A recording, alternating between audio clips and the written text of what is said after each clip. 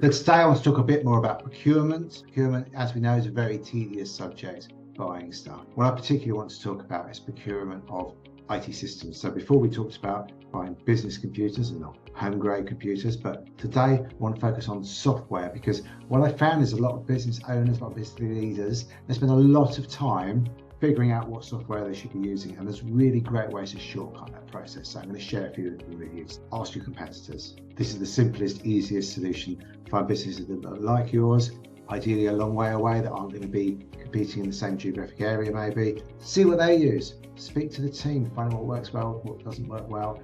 That'll give you a much better idea, and the strength of the wings of the tools, you'll be so much further ahead. Most industries, they have events you can go to, speak to the software vendors, etc. They'll pitch to you that there's nothing more valuable than asking your customers. The second thing, ask your IT people. Now come on, you pay these people to help you with the IT. They know about IT. Ask them. It's not difficult. Ask them what they think. They'll go and figure all this stuff out with you. Say, right, I want to solve this problem. I want you to come up with 5 shortlisted applications with the benefits and the risks of using each one.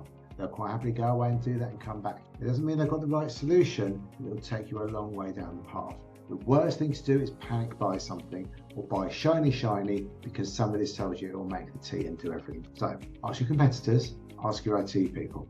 Now, ask your staff who have moved from other businesses like yours, because they'll have used some of these tools before, and they'll be able to say, well, we had this tool before, but I hated it because of X. We had this tool before, I hated it because of Y. You'll almost certainly hear all the negatives, but what you won't necessarily hear is the positives, because some of these big tools, they have intangible benefits. What I mean by that is, when I bought my professional services automation tool, my problem I was trying to solve was having a better ticketing help desk system. But actually there's so many other things it does. It does billing, it does managing contacts, it does tons and tons of stuff. There's loads of stuff, timesheets, but I wasn't looking for that solution. I was looking to solve one specific problem. So often when you go and look for solving a specific problem, you'll find there's tools out there that do other things. Don't reject those, because they may be a great option. And also, please, if you're a small business, please don't get your own tool developed. It's incredibly expensive, incredibly time consuming, costs £20,000-50,000 upwards to develop your tool.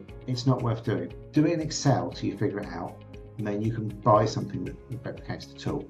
And that's one thing I've mentioned before as well. Don't look for a tool that replicates the existing process. So when I bought my professional service automation, of your accountant and buy, I don't know, accountancy manager, say, this isn't going to just pick up your business and make it digital. You're going to have to redesign all your processes to work with the tool. This is going to take time. I've talked about this quite a lot before. Look back at some of the older videos. But the point here is that you can't solve this problem in like one bite. You need to kind of break it down a bit. So make sure you're not spending a lot of time researching tools if you don't know what problem you're trying to solve, because often the marketing for the tools won't mention any of the problems you're trying to solve. And if you haven't speak to IT colleagues, competitors, see what's out there. But before you start really narrowing it down, make sure you've got a really good understanding of what the options are in terms of big tools, little tools, because you can waste so much time and money constantly buying little tools to solve one specific problem. It's a really bad way of managing your business. Hope I can help.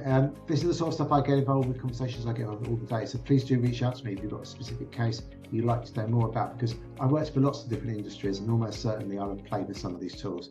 Hope that's useful. Let me know what you think in the comments. Thanks for watching.